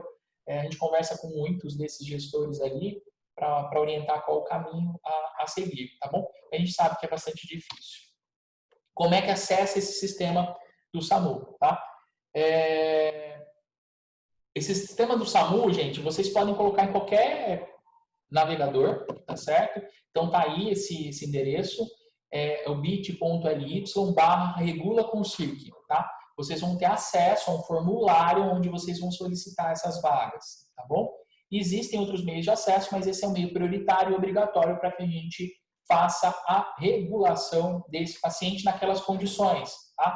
A vaga saiu pela CROSS, mas saiu fora da microrregião de Catanduva, ou houve uma demora maior do que 2 horas para a resposta da CROSS, ok? Tá bom? Eu digo para vocês que nós vamos tentar fazer isso de uma certa forma, mas esses leitos também são finitos, que o Concirc hoje conseguiu, tá? Era muito mais que a gente gostaria de ter muito mais leitos disponíveis, tá? Mas o que foi disponível, o que a gente conseguiu ali de parceiros para disponibilizar os leitos com segurança para esse paciente, tá? Eles são finitos, então pode ser que às vezes a gente não consiga. Nós estamos tentando melhorar esse processo, tá? Para que esse paciente saia mais rápido das unidades de vocês, tá bom? Eu vou fazer como eu disse para vocês aqui, eu vou fazer uma solicitação, tá certo? Então isso aqui é a tela, tá? Do formulário que vocês vão utilizar, tá? Não sei se vocês conseguem me ver certinho essa questão, tá bom? Então, vocês vão fazer, claro, um login, e aí cada um pode utilizar o seu e-mail próprio, tá certo? Ou cada município cada gestor pode gerar um e-mail, do Gmail mesmo, tá certo? Da unidade de saúde, que pode ficar logado para facilitar. Por quê? É muito importante esse e-mail, porque nesse e-mail que vocês vão receber uma cópia do que vocês colocaram aqui e as comunicações, tá certo? Da central de regulação. A vaga dada, cedida ou a negativa, certo? Então, é muito importante que esse e-mail seja um e-mail válido, porque senão, gente, a gente não vai ter comunicação, tá bom? Então, aqui eu vou colocar para vocês essa questão, a gente vai fazer aqui uma simulação, tá bom? Então, a primeira questão, vocês vão colocar aqui, depois de indicar o e-mail de vocês, a solicitação da CROSS, como é que isso aconteceu. E aqui a única coisa que é diferente da CROSS, os campos são os mesmos, tá? Ninguém inventou nada agora aqui nesse momento. A gente entende que aquela ficha da CROSS, a gente não pode duplicar e não posso jogar uma responsabilidade de buscar dados diferentes. Então, a gente tentou jogar aqui dentro todos aqueles campos que tem na CROSS dentro desse formulário, tá bom? A única questão que é um pouquinho diferente é o motivo. Por que você está acessando? Você vai ter que justificar aqui a vaga cedida pela CROSS, fora da microrregião de Catanduva, ou ausência da liberação pela CROSS em até 2 horas após a solicitação, tá certo? Tá bom? Então, vocês vão colocar a questão, e aí vocês colocam o número da ficha CROSS, o horário que essa ficha CROSS foi inserida, tá bom? Vou adicionar aqui uma cópia, vocês vão estar no mesmo computador, então é só gerar um PDF, tá, dessa ficha CROSS e vocês vão anexar esse PDF da ficha CROSS. Vamos passar para o seguinte, aqui nós vamos, aquela primeira aba, né, da CROSS, que a unidade solicitante é automática, aqui infelizmente não é, então vocês vão ter que dizer qual é o município, tá certo? Então o município aqui eu coloquei, estou utilizando Catanduva, tá? Qual é a unidade de solicitação, tá certo? Estou usando aqui a UPA 24 horas. O telefone da unidade, tá bom? Quem é o médico solicitante e o CRM, ok? Aqui nós vamos colocar no próximo passo a identificação do paciente. Então, Maria das Dores, tá? A idade do paciente, tá? Nós vamos colocar aqui, claro, o mais importante, qual é a data do início dos sintomas. Eu coloquei aqui 17, tá bom? Aqui nós vamos colocar a pressão arterial. Esse campo aqui, gente, eu vou separar aqui, eu vou colocar dessa forma, porque ele está com problema, mas já está arrumado na versão que vocês vão utilizar, tá bom? A frequência respiratória. A frequência, desculpa, vamos colocar aqui uma frequência respiratória de 20. Uma frequência cardíaca desse paciente, tá bom?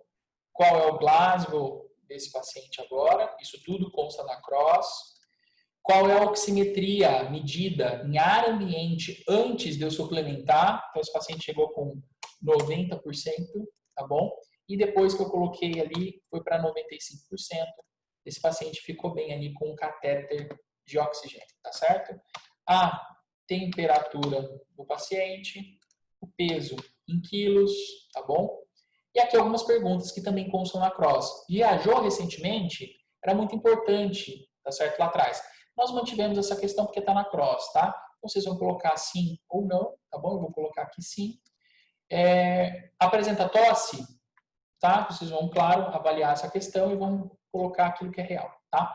E aqui vamos parar um pouquinho para discutir. Por que é importante, tá? Tudo que a gente coloca aqui nessa ficha, tanto na CROSS como nessa ficha, são argumentos do solicitante para com o regulador, tá? Então, quanto melhor for essa história, quanto melhor for o meu argumento, menor a chance, tá, de ter uma vaga negada. Tá? Então, é muito importante que na vida de vocês profissionais que estão solicitando, que utilizem dos melhores argumentos, gente. Tem argumentos. E aqui eu falo para vocês, não mintam, é muito importante isso, tá? Mentir e agravar o quadro clínico do paciente é uma infração ética médica, tá? Então, assim, a gente tem que ser muito claro com a condição do paciente e utilizar aquilo como quais são os argumentos que eu vou utilizar para que o regulador dê a vaga. O que a gente percebe, gente, e isso a CROSS nos falou que quando a gente foi, olha, está demorando demais. Eles pegaram as fichas e mostraram, falaram, olha essa ficha, alguém consegue tirar alguma informação dessa ficha? Aí o regulador tem que ficar pedindo adendo, tá? Toda vez que se pede um adendo, o tempo de resposta aumenta, porque pediu um adendo, tem todo o processo de inserção do adendo, e depois isso vai de novo para o prestador. Quer dizer, olha o tempo que isso vai ficando, esse paciente ele vai ficando, e é muito difícil. Para quem está com o paciente lá, está no desespero. Então, entenda, se você está com um paciente, tá? E esse paciente precisa sair, a gente precisa das melhores informações. Então, como é que é essa tosse, tá certo? É uma tosse seca, tá certo? Com secreção, é importante que vocês coloquem, tá? Se colocar aqui não, isso aqui não é obrigatório. História epidemiológica, opa, ele viajou recentemente, então vamos colocar lá, ele foi para São Paulo, tá certo? Tá? Existe mais alguma outra questão? Ele é contactante de irmão, tá certo? Confirmado para Covid-19 há 5 dias. Entenderam? Isso é muito importante, gente. Aqui a gente já fechamos aqui. Esse paciente é um paciente Covid-19 positivo, independente de qualquer outro exame. Entendeu? E aqui, história de resumo clínico. Aqui é muito importante também. Coloquem tudo que esse paciente tem. Tá certo? Tá bom? Vocês vão colocar, não vou colocar aqui pra gente poder passar, tá certo? Nós já estamos aí com mais de 1 hora, tá certo? Exame clínico também, gente. Façam a avaliação clínica desse paciente. Botem a mão no paciente, como eu disse para vocês lá atrás. Às vezes a gente encontra alguma coisa que é um argumento muito importante para que a gente consiga que esse paciente seja encaminhado, tá? Às vezes a gente passa sinais vitais que eles são inespecíficos, que o paciente, simplesmente, quem está recebendo essa informação, o paciente, o regulador, né, que está recebendo essa informação, ele não consegue saber se esse paciente é grave ou não é grave. Por isso aqui, deixo claro, não mintam, mas coloquem tudo aquilo, tá certo? Aquilo que chama atenção. Quais são as comorbidades desse paciente, tá certo? Então, Dona Maria tem hipertensão e diabetes, tá bom? Aqui, muitos não terão, então isso não é obrigatório, que é raio-x, o laudo do raio-x ou de uma tomografia. Mas, gente, veio junto com o paciente, como eu disse para vocês, ele teve alta, ele fez particular, ele fez em outra questão, em outro atendimento, que está, claro, relacionado com aquela questão naqueles dias, coloquem aqui o laudo, tá bom? E não precisa ser laudo de radiologista, tá? Olha, eu tenho aqui uma imagem, tá? Uma consolidação em terço inferior de pulmão à direita, tá? É muito importante, tá? Aquela visão clínica mesmo, tá? Não precisa ser laudo radiológico, tá? Claro, se tiver um CORADS, tá? Um CORADS desse paciente, ótimo, quer dizer, ele já fez uma tomografia, ele já passou por um exame um pouquinho mais sensível para essa questão, tá bom? Fez algum exame subsidiário, tá? E aqui eu não falo que não é nenhum exame de confirmação, tá certo? Do Covid-19. Aqui são os exames normais. Qual é o resultado do hemograma? E não adianta colocar aqui, fez hemograma, sódio, potássio, ureia, creatinina. Quais são os resultados? O que é importante naquilo? Tá? Descrevam esses resultados, são argumentos para justificar a questão, tá certo? Do encaminhamento, tá? E aqui também, muito importante, qual é a conduta tomada. Eu fiz aqui, coloquei a máscara, o paciente estava aqui e tal, que foi feito soro, medicamento, eu fiz um antibiótico, ceftriaxona, tá certo? Para esse paciente, não coloquem as questões que foram realizadas, tá? E terminando isso, tá bom? A gente vai passar agora para a parte de vigilância epidemiológica, vai perguntar se ele já foi notificado esse caso, tá bom? Se tem algum exame coletado, então o PCR coletado, né? Vamos colocar aqui no dia 18/8, tá certo? E enviado ao IAE. Por que isso é importante, gente? O prestador que vai receber, ele vai receber uma cópia disso, tá? Quem vai executar. E naquela correria, vocês sabem que dentro ali não fica acompanhante. É muito difícil para quem receber esse paciente, se não tiver essas informações, tomar as condutas adequadas. Então, o máximo que vocês puderem, que vocês estão ali próximo da família com aquela questão, é porque a família ela não vai poder ficar lá de acompanhante, ela não vai nem participar desse atendimento, acompanhar esse atendimento. O máximo vai ser contato via telefone. Então, para facilitar isso, a gente coloca em tudo. Por quê? Vai se conseguir encontrar esse paciente, onde é que está isso? Mas concordam que é muito mais difícil? A gente consegue rastrear muito mais fácil com mais informações? Então, por favor, coloquem todas as informações pertinentes, tá? Dessas questões. E foi vacinado, tá certo, pelo ano corrente, é uma questão também da CROSS, tá bom? Eu vou colocar aqui como não informado.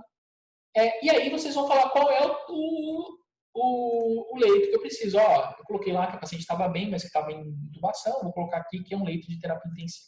Tá? Feito isso, gente, vocês vão submeter o formulário, tá? E aí vocês vão receber essa informação. A partir disso, o e-mail que foi colocado lá já vai receber uma cópia de tudo isso que foi feito, tá bom? E existe, gente, alguns outros meios de contato fora depois desse formulário preenchido, tá? Deixo para vocês, existe um telefone específico, que é o 3531-9785, tá? Não são os telefones, quem tem municípios que tem um 92, não é o 92 que vai receber vai tratar essas questões, tá certo? Esse número diferente, tá? Então, um número específico. Não adianta também ligar naquele número que é o 9780 ou 9787, tá bom? Não vai cair para esse grupo que vai fazer essas tratativas. Então, é esse número específico, 9785. Existe um e-mail também que vocês podem ali fazer questionamentos, que é o samu.regulação@consig.sp.gov.br, e a única coisa que vai ser igual é o WhatsApp, que é o 35319787, que já tem o WhatsApp Business que funciona, que vocês podem tirar as informações, às vezes mandar alguma questão, tá bom? Esses canais também, gente, vão servir para que vocês façam atualização, às vezes, do quadro clínico, tá? Tal, isso é importante, obrigação para quem solicita a vaga.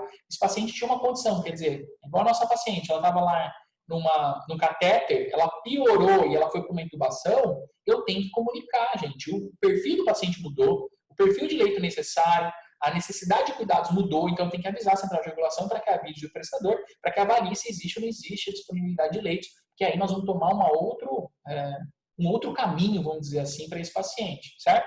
Seria negligenciar se a gente não falar, tá certo? Que esse paciente teve uma piora, tá bom? Como é negligenciar aquela questão do oxigênio que eu disse para vocês, tá bom? Então é muito importante. O que eu vou dizer para vocês, gente?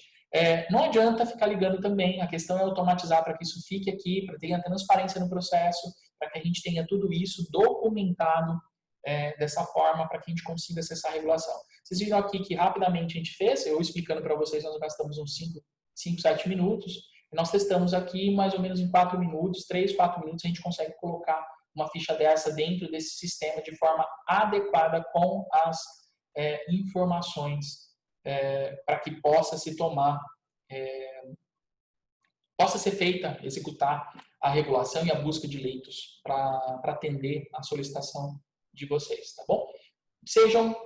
É muito importante, novamente, que vocês coloquem essas condições, tá certo? Sejam todos os argumentos necessários, tá? Isso é muito importante, principalmente com a CROSS, mas com a Central de Regulação do SAMU, até para os casos não respiratórios. Quando a gente precisa dessa regulação, utilizem das informações, gente. É muito, muito, muito, muito importante, tá bom?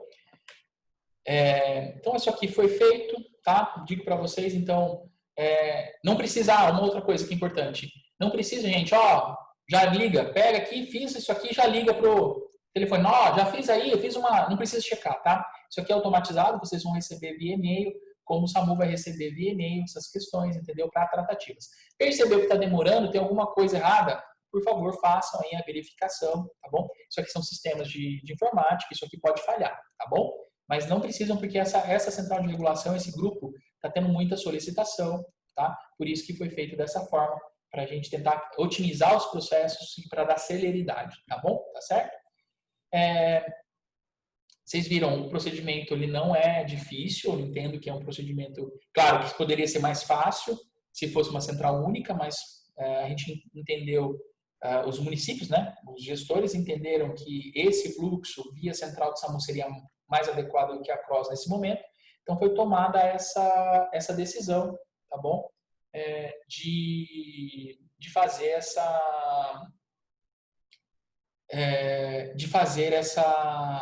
forma, tá certo? Esse fluxo, tá? É um fluxo que ele vai ser colocado, ele ainda não tá sendo utilizado, tá, gente? Vocês vão receber dos gestores de vocês o start, quer dizer, olha, começou o fluxo, eu posso seguir dessa forma, tá? Então, prestem bem atenção nessas sinalizações dos gestores, tá certo? Tá bom? A minha apresentação terminou, nós gastamos aqui mais tempo do que ontem, acho que para falar. E eu tenho algumas perguntas já aqui, tá certo? Rapidamente eu vou responder essas perguntas e depois disso, gente, eu abro para vocês, pode ser? Acho que eu abro para vocês certinho para a gente discutir. A gente nunca sabe tudo, se a gente não souber, a gente busca os especialistas, os colegas, entendeu? Para a gente tirar todas as dúvidas. O Covid, o que trouxe para a gente isso aí, nós estamos aprendendo a cada dia. Vocês viram, cada protocolo que sai, quem está lidando com isso, vocês, a gente muda esses critérios, as definições, e a gente tem que fazer, às vezes a gente precisaria fazer essas reuniões mais frequentes, né? Para que a gente consiga aí aprender e oferecer o melhor tratamento para o paciente. Mas vamos lá, gente. Foi colocado aqui, tá certo, para mim, É correto afastar profissional de saúde quando houver casos positivos na mesa residência? Gente, é importante, como disse ali, lembram? Os critérios de positivação, tem um caso positivo, tá certo? Aqueles todos ali dentro que tiveram contatos, que moram no mesmo domicílio, eles têm que cumprir as medidas de isolamento, gente. E é muito complicado, eu sei que é muito complicado nesse momento, está muito difícil, vocês sabem muito bem como que está a vida, né? A gente trabalha em 2, 3 lugares, e aí um se afasta, fica todo mundo cobrindo o outro, entendeu? Então é muito importante, gente. Nós somos, às vezes, vetores, tá certo? Nós vamos levar e nós vamos contaminar, às vezes, uma área limpa. E contaminar uma área limpa, gente, é surto. E nós temos responsabilidade maior ainda do que a população, porque nós não podemos alegar ignorância, tá? Então, nós temos, a qualquer sinal, tá certo, de sintomas respiratórios, nós temos que afastar, tá? Como profissional de saúde. Nós vamos ser testados, vamos cumprir aquilo tudo que a gente falou, tá bom? Mas, infelizmente, alguém de casa teve isso, gente, até existe um termo de recomendação, não sei se vocês utilizam no serviço de vocês, mas há um termo de responsabilidade que o paciente assina colocando o nome de todas as pessoas que moram em casa, tá? Que eles devem cumprir medidas de isolamento, tá certo? Claro que agora mudou de 14 para 10, mas às vezes tem paciente que aumentou para 20. Então nós temos que ver isso aí e levar isso muito a sério, gente. Porque pode ser que a gente leve, às vezes nós estamos assintomáticos, nós estamos simplesmente funcionando como vetores, transmitindo a doença para outros pacientes, às vezes, que não tem nada a ver com essa história, tá bom? A tosse pode ser pós-infecciosa e durar por muito tempo. Quando levar isso em conta para dizer que o paciente está assintomático, tá? Gente, a tosse mesmo, ela demora, ela pode ser irritativa, tá? Então a gente vai ter que ver caso a caso, tá? Aquela tosse que é produtiva, que tem sinais, eu não consideraria como melhora, tá? E a gente está avaliando essa questão, né? A paciente ele tem uma tosse que é uma tosse muito mais intensa e depois ela tem uma melhora. A gente vai ter que avaliar caso a caso, não tem uma fórmula para isso, tá bom? Então é muito importante que a gente considere, porque você tem a questão lá, né? 24 horas sem sintomas, com resolução dos sintomas respiratórios ou, tá certo? Ou não, desculpa, tá certo? A ausência de febre, né, sem o uso aí dos antitérmicos, tá bom? Então eu entendo que a gente deve avaliar dessa forma para que a gente suspenda os isolamentos, tá bom? Deixa eu ver aqui mais se tem mais alguma coisa, tá bom? Inicialmente com síndrome gripal, isolamento para 10 dias, apresenta evolução para CIRAG, tá? O atestado deve ser aumentado para 20 dias a partir da complicação ou complementando aqueles 10 dias. Gente, ele diz lá no protocolo, como eu disse para vocês, que é a partir do início dos sintomas, tá certo? Tá bom? Mas esse paciente, se ele te manter sintomático, nós vamos ter que utilizar aquela estratégia, e aí são 10 dias a mais do último exame, tá certo? Que esse paciente deu negativo. Lembra disso? Tá certo? Deu positivo, desculpa, tá? Então nós vamos ter que avaliar essa questão. É que assim, o paciente que vai para a CIRAG, gente, ele está tendo comprometimento, ele está naquela cadeia inflamatória que a gente falou, provavelmente ele vai ter alguma repercussão clínica e nós vamos ter que acompanhar esse paciente de uma forma mais, ele às vezes vai internar, vai ficar internado, depois vai ter alta, entendeu? E muito provavelmente ele vai cumprir as medidas de isolamento, tá? E também em casos de CIRAG, o atestado de 20 dias deve incluir os contactantes domiciliares? Então, gente, eu acho que isso aí é uma questão, isso não está no protocolo, tá? Não está no protocolo. O que eu entendo que não são 20 dias. 20 dias é para o paciente que tem CIRAG, tá? Eu entendo que os contactantes, eles são positivos, mas como eles são sintomáticos, lembra que são 10 dias. Eu entendo, é a minha visão de entendimento deste manual, deste protocolo que foi feito, tá? Porque CIRAG é o paciente, é cada um, é o indivíduo que a gente está olhando, né? Então, se todo mundo está sintomático, nós vamos seguir aquilo porque ele está simplesmente como contactuante, são os 10 dias que isso vai ficar. Só que eu acho que é muito importante que isso aqui eu trouxe para vocês, é um compilado, eu posso passar, como eu disse, material para vocês, mas vocês podem procurar no Google, mas eu acho que é importante que vocês avaliem isso junto com as vigilâncias de vocês aí, para que a gente possa questionar essas questões, para que a gente não erre, Lembre-se disso, gente. A nossa função neste momento é triar o paciente para garantir a segurança das áreas limpas, tá certo? Nós já temos muito pacientes sendo acometidos, nós não podemos, claro, não vamos abandoná-los, mas também tem outra operação, que são os pacientes que não são acometidos pela Covid e que a gente tem que garantir a segurança deles, tá certo? Então, essa é a minha visão, tá? Meu entendimento nessa questão, tá bom? Que é um assintomático daquela forma, tá?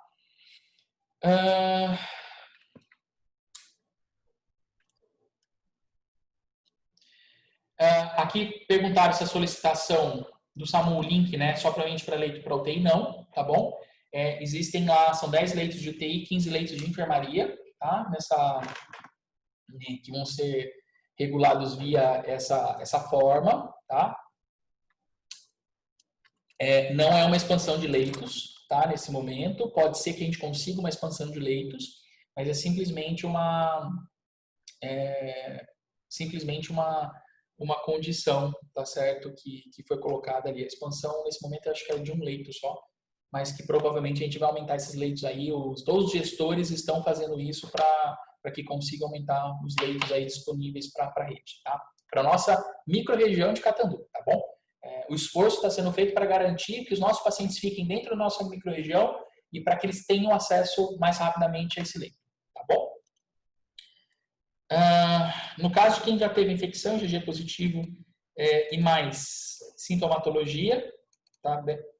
Se um convivente estiver sintomático, necessita afastar? Gente, é difícil isso, tá? A gente não tem ainda. Na verdade, assim, eu estava lendo hoje, saiu um trabalho do New England hoje, uma publicação que muito provavelmente eles garantiram, tá certo? Eles viram que a gente vai ter imunidade sustentada ao coronavírus, tá? Então a gente não sabe. A gente sabe que existe uma proteção específica. Eu recomendo, gente, assim, eu acho que não precisa se afastar, tá? Mas eu recomendo que essa pessoa, porque eu tô vendo muita gente ali, já sou positivo, não precisa nem usar máscara. Gente, carga viral é igual dengue, né? Quando você pega a primeira, pega a segunda, cada vez você pode ter um risco de complicações maiores. A gente não sabe com que a gente está lidando. Então, eu acho que as medidas de proteção individual, elas devem ser mantidas, tá certo? Mas eu não acho que deve se isolar, tá? Não acho que deve se isolar esse paciente até que se prove ao contrário, tá? Quem vai estar isolado, gente, a gente tem que pensar. É claro que o IgG positivo ele também pode ser vetor, tá? Então ele pode estar contaminando outras pessoas. Então tem que tomar um cuidado grande ali com essa questão, tá certo? Eu estou vendo aqui a Cristina levantou a mão. Você quer falar, Cristina? Quero. Bom dia, doutor. Bom dia. Mais uma vez, aí, obrigado pela sua parceria. Eu sei que o seu tempo custa ouro. Não, que né? isso, estou aqui para isso.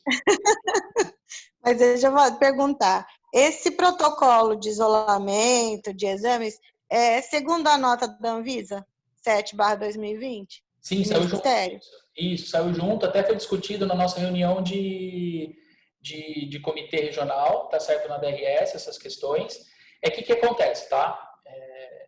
O que acaba acontecendo? Existe o Ministério libera essas normas, tá? Que são normas para o Brasil, que a gente deve cumprir, e o Estado ele demora um pouco, porque ele está discutindo como é que ele vai tratar tudo isso, tá? Que foi aquela questão que eu falei, não vou entrar naquela questão do diagnóstico, tal, liberação de segundo PCR, essas questões, tá certo? Mas isso foi muito bem discutido pela gente, tá? Nesse comitê regional, junto com o DRS, esse protocolo que saiu, o GVE está ciente disso, mas por isso que eu falo para vocês, gente, cada vigilância tem sua autonomia para implementar as regras, entendeu, daquilo que tem. Isso aqui é o que a gente entende, tá? Que as instituições de referência estão utilizando, que a gente tem que, na verdade, tentar padronizar, né? Porque a gente não tem duas falas diferentes, porque, gente, já tá difícil, né? Com essa questão de WhatsApp, de fake news, com essas coisas, pacientes falando besteira por todo quanto é lado. Então, a gente tem que cumprir essas medidas, tá? E eu quis trazer também essas questões para chamar a atenção que a gente tem, porque o que a gente percebe, a gente utiliza. Eu vou falar, já participei disso, porque a gente foi aprendendo, né? Como eu disse para a gente tem que entender que foi um aprendizado.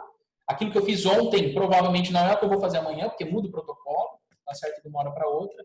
E a gente utilizava essas questões ali de uma forma inadequada. O que acontece? O que eu entendo, tá? como eu disse, o Ministério da Saúde ele só se alinhou com aquilo que é feito no mundo todo. Tá? O Brasil estava um pouco atrasado com aquilo, o CDC e a OMS já recomendavam essa medida, vou te falar, não sei, aí, não vou falar 2 meses, tá? A gente não tem, não sei, mas a gente não tem mais, consegue avaliar tanto tempo, porque a gente está trabalhando, a gente não sabe mais qual é o tempo. Mas uns 40 dias para trás, 45 dias, já tinha saído essas recomendações internacionais, tá bom? Não sei se eu respondi a tua questão, Cristina. Não, respondeu sim. E fica aqui a minha reivindicação por mais momentos assim, viu? Porque tá difícil do lado de cá. Eu sei disso. Tá muito complicado. Tá muito difícil para todo mundo, né, gente? Só quem tá lidando com isso, para todo profissional de saúde já. Como disse, vai para casa, a gente tem atenção para contaminar os familiares, tá certo? Com isso, que nós estamos expostos, tá? Eu digo para vocês, eu não estou numa área, eu faço plantão, né? Sou intensivista, e eu acabei me contaminando, fiquei afastado, voltei faz 10 dias, tá? PCR positivo, tá? Sou antígeno negativo e PCR positivo. E é muito difícil, tá? Uma tensão que a gente passa muito difícil com essa doença. Quer dizer, o profissional já exposto e também a gente lidar com o paciente, que ele está hoje recebendo informações de forma, gente, que não é informação científica, né? A gente vê esses grupos de WhatsApp, eu estou em vários, que eu vejo que chega família, tudo falando besteira, gente, desculpa falar dessa forma, né? Mas colocando que isso atrapalha muito o nosso, tá certo, trabalho, né, na ponta. Principalmente quem está na ponta, tá? Eu brinco, né? Quem está na ponta é o para-choque, né, do negócio. É aquele que tem o primeiro contato, é aquele que sofre primeiro, tá bom? Mas tem uma importância muito grande no prognóstico desse paciente. São horas de ouro. Por isso que a gente tem que investir nisso, tá? Quem mais, gente? Tem mais alguma coisa? Vamos aproveitar, gente. Tô aqui para isso.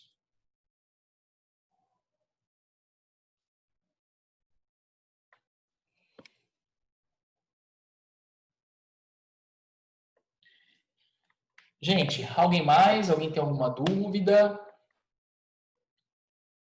A intenção, nós vamos... tudo isso está sendo gravado, tá? Nós vamos depois disponibilizar essas reuniões para depois. E nós temos alguns trabalhos que nós vamos desenvolver pequenos vídeos de como acessar o sistema, como regular, entendeu? Para facilitar para quem está na ponta, como a Cristina disse, né? Essa informação hoje, às vezes por um vídeo pequeno é mais rápido de chegar do que a gente ficar aqui quase 1h40 numa reunião, tá bom? Mas eu acho que uma coisa não substitui a outra nessa conversa, assim, se a gente puder falar mais, a gente aprende, entendeu? A gente aprende bastante, todo mundo. Gente, se não tiver mais questões... Opa, tem aqui. As solicitações de vagas da Central de Regulação do SAMU serão para os leitos de Novo Horizonte? Isso, gente, tá? Os leitos de Novo Horizonte estão saindo da CROSS, tá? Nesse momento, foi uma decisão gestora lá de Novo Horizonte e foi acertado aí junto com gestores que fariam, esses leitos vão passar aí para domínio, vamos dizer assim, uma contratualização, tá certo? Um credenciamento junto ao Consirc, tá? Que eles estão disponíveis só para a microrregião. Até hoje, esses leitos estavam disponíveis para a macro-região, tá certo? Para o estado. Eles saindo da CROSS, eles vão ficar simplesmente para Novo Horizonte, e se eu não me engano, há um aumento de 1 leito de UTI nesse momento, tá? Mas com possibilidade de aumento de mais leitos, tá? Não só em Novo Horizonte, porque isso é um credenciamento aberto, deixo claro para vocês, é um credenciamento que Novo Horizonte foi o único prestador que mostrou interesse, mas existem outros aí, isso está aberto para que outros prestadores possam oferecer serviços aí, contratualizar, credenciar junto ao Consirc para atender os munícipes dessa microrregião de Catanduva, tá bom?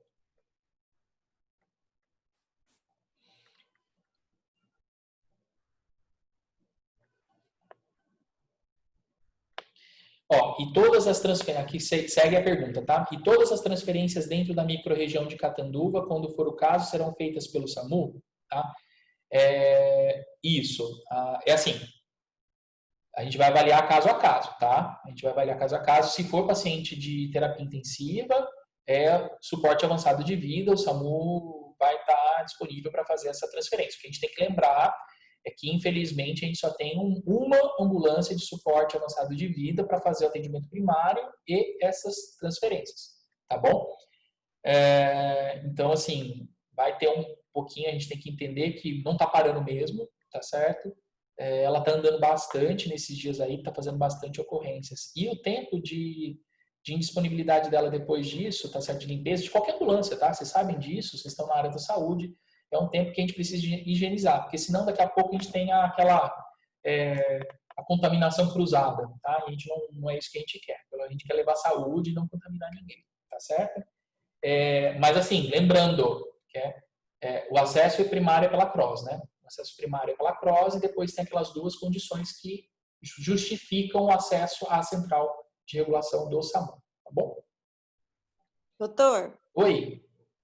no caso, por exemplo, se um paciente nosso de Urupês for transferido para Novo Horizonte, né, via Concirc, você vai liberar a minha ambulância? Eu tenho ventilador de transporte, tenho médico. Assim, ó, a ambulância de transporte, o que se faz uma ambulância de transporte, uma USA, Cristina, não é simplesmente o ventilador mecânico, tá? Tem outras coisas ali dentro. Elas são todas iguais por fora, mas existem. Eu preciso garantir medicamentos, eu preciso garantir desfibrilador, eu preciso garantir outras questões. E ela não tem, essa ambulância não tem habilitação para suporte avançado de vida. A gente pode utilizá-la, tá certo? Dentro do protocolo do SAMU, tá? Mas são outras questões que a gente tem que avaliar para isso, não é simplesmente, às vezes, pega uma maleta lá, pega um negócio aqui, o que eu mais sim, o que acontece, só para você entender. Às vezes o que acaba acontecendo, tem pacientes aqui dentro de Catanduva ou de cidades próximas, falam assim, não, faz um negócio, manda uma básica aqui, entendeu, de vocês, e o médico vai junto, tá? O que eu costumo dizer e responder é falar assim, gente, eu médico, tá? Se eu não tiver, eu sou intensivista, mas se eu não tiver meus equipamentos, que é material de intubação, desfibrilador, tudo aquilo, que é aquele aparato, eu simplesmente sou um acompanhante. Eu vou pegar na mão do paciente e não vou fazer nada, tá? Às vezes eu faço muito menos do que um técnico de enfermagem, um enfermeiro do lado, tá certo? Que vai pegar a veia. Eu abro para vocês e brinco que eu sou veia periférica, para mim é muito ruim. Se me dá uma veia central, eu pego, tá bom? Mas é essa a questão, entenderam? Então a gente tem que avaliar muito bem, porque a gente acha que às vezes um equipamento ou um outro, mas dá, assim, existem essas questões. As viaturas do SAMU, suporte básico de vida, vão poder fazer essas transferências, gente? Gente, nós estamos em pandemia agora, eu entendo que a gente pode flexibilizar, existe já um protocolo, né, Cristina? Que a gente desenvolveu para isso, que não foi aprovado em CIB ainda, tudo, mas a gente tem que considerar a situação, tá? Mas aí existem alguns cheques de segurança que devem ser cumpridos e que até agora a gente não teve problema, estão sendo cumpridos, tá? Então, acho que isso é importante que fique claro, tá? Que não é simplesmente a presença do médico e um ventilador mecânico que se transforma no suporte avançado de vida. Mesmo porque é um paciente que vai ficar meia hora ali no transporte, pelo menos. Uhum. Mas aí não seria o caso, por exemplo, do Concirc, do SAMU, orientar e até nós fazermos um protocolo para, não sei se o termo equipar, essa básica, né? Porque o desfibrilador, essas coisas eu tenho.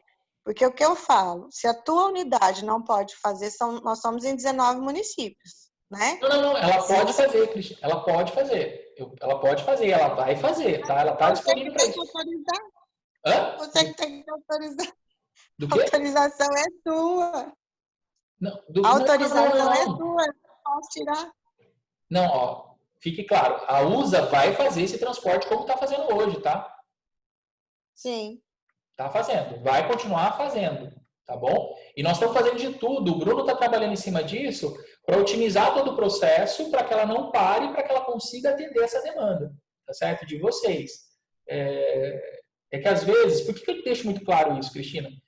Aqui é muito aberto, muito transparente, eu falo que às vezes a gente sofre uma pressão, não sei o que eu quero isso agora. Claro que tem prioridades, cara. A gente vai avaliar, quem tem uma fila lá de prioridades, aquele que está pior vai ser primeiro, tá certo? Isso é fato, isso é função do SAMU avaliar a gravidade.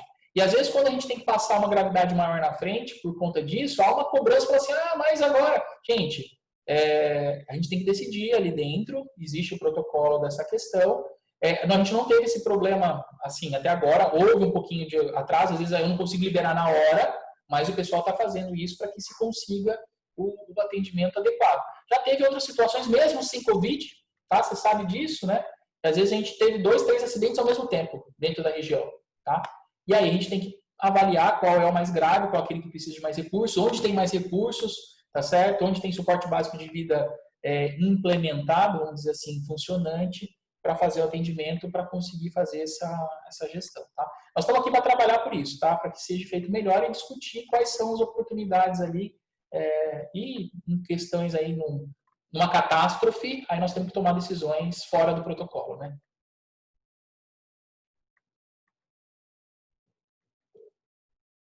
E aí, gente, mais alguém? Eu acho que, então, se não tiver mais nenhuma pergunta, se eu respondi a todas essas questões, depois de, claro, a gente está aberto, acabou terminando aqui, a gente pode muito bem responder depois ali por WhatsApp, por e-mail, as dúvidas de vocês, a gente está à disposição, tá certo? Como eu disse, a gente está aqui para cumprir,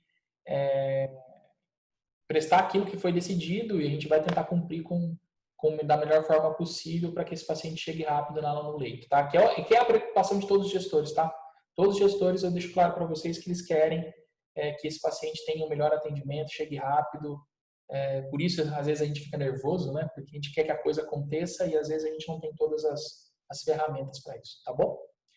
Gente, então, se é isso, eu agradeço a presença de todos, me coloco à disposição aí novamente, tá? E para tirar as dúvidas. Eu sei que vocês têm que trabalhar, vamos trabalhar, porque o dia não para, as demandas agora já devem estar ocorrendo, tá bom? Tá. Perguntaram aqui como é que vão receber os vídeos. Nós vamos colocar. Esses vídeos são grandes, gente. Nós vamos ter que colocar aí, não sei, no Drive. Nós vamos ter que avaliar e a gente avisa para vocês nos grupos como é que a gente vai publicar esses vídeos. Nós vamos avaliar também de publicar no portal do Concir esses vídeos, esse endereço, tudo isso para ficar mais fácil, tá bom? Obrigado a todos, gente. E como estou à disposição aí, se a gente precisar de outros treinamentos, outras coisas que eu possa ajudar, a gente está à disposição. Obrigado a todos aí, bom trabalho, gente. Bom dia.